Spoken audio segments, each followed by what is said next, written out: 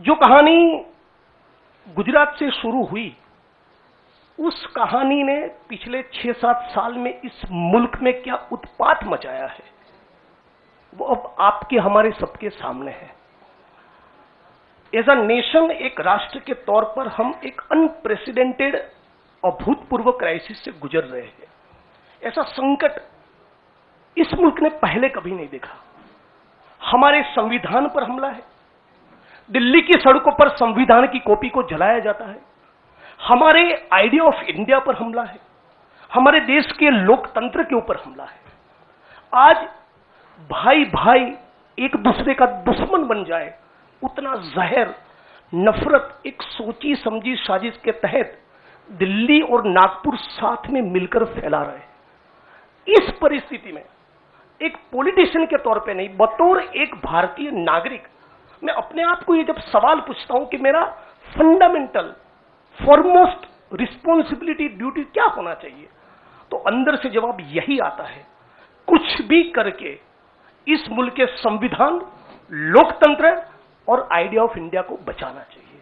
और यदि उसको बचाना है तो मुझे उनके साथ खड़े रहना है जिसने स्वतंत्रता के आंदोलन में न केवल कंट्रीब्यूट किया है, उसको लीड किया है, अंग्रेजों को यहां से खदेड़ कर दिखाया है। और इसीलिए आज मैं इंडियन नेशनल कांग्रेस की इस मंच पर आपके साथ खड़ा हूं। एक टेक्निकल कारण के चलते मैं फॉर्मली पार्टी इसलिए ज्वाइन नहीं कर सकता क्योंकि मैं एक निर्दलीय विधायक हूं। If I join a party, I may not continue as an MLA. मेरी पार्टी के सीनियर लीडर से बात हुई, मेरे मतक्षेत्र के साथियों से बात हुई, अपने आप से बात हुई, राहुल जी से बात हुई, तो मुझे लगा कि मैं इस विचार के साथ हूं ना, ये सबसे प्रमुख बात है। मैं इस मुहिम, इस मिशन और इस संघर्ष के साथ हूं, ये सबसे महत्वपूर्ण बात है। बाकी की फॉर्मेलिटी तो आने वाले महीनों में भी हो जाएगी। और राहुल जी ने भी कहा कि वो जो पर्चा भर के सदस्य लेने की बात है वो तो कल भी कर लेना, अभी अपने मत क्षेत्र के लोगों के साथ खड़े रहो।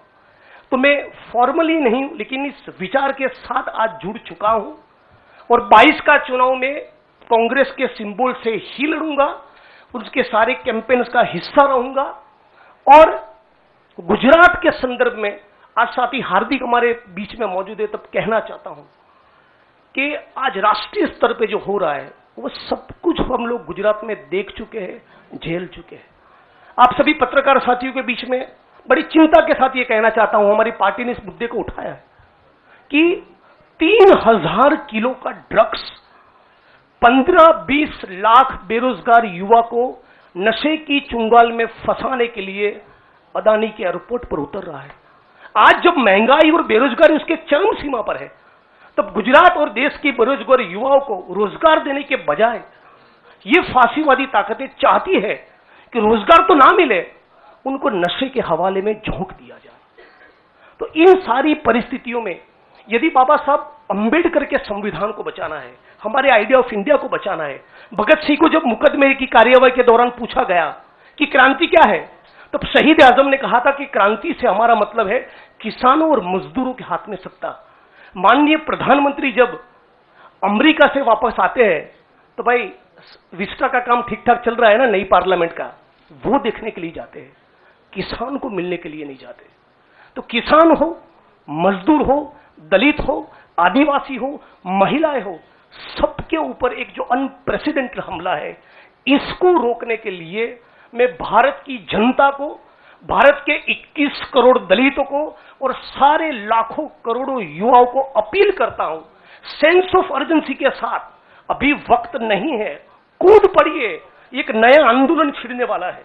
स्वतंत्रता के आंदोलन की जो रौनक थी, वो जो चार्म था, वो जो माहौल था, हमको वो क्रिएट करना पड़ेगा। यहां पर तमाम वो लोग जो सचमुच मानते कि देश को बचाना है, उन सभी को हम अपील करते हैं कि इस प्लेटफॉर्म के साथ जुड़िए। ये एक मिशन है और इसको मिशन की तरह लीजिए। और मुझे पूरी उम्मीद है, जैसे कि साथी कन्हैया ने बचाया, कि डेमोक्रेसी के हमारे इस मुल्क में बहुत डीप रूट्स है, पार्टी के भी डीप रूट्स है। तो साथ में मिलकर हम लोग लड़ेंगे, संघर्ष करेंगे और इस मुल्क को बचा पाएंगे। आप तमाम साथियों का मैं दोबारा स्वागत करता हूं और दोबारा इस प्लेटफॉर्म के माध्यम से पूरे देश की जनता को अपील करता हूं, सेंस ऑफ अर्जेंसी के साथ तुरंत जुड़िए। एक बहुत जबरदस्त माहौल हम लोगों को खड़ा करना चाहिए। मैं साथी हार्दिक, कन्हैया और दूसरे यंगस्टर्स के साथ पूरे देश में हम लोग जाएंगे और हजारों लाखों युवा इस प्लेटफॉर्म में जुड़े, आईएनसी के साथ जुड़े, कांग्रेस पक्ष के साथ जुड़े, इसके लिए लग जाएंगे। आप तमाम साथियों का शुक्रिया।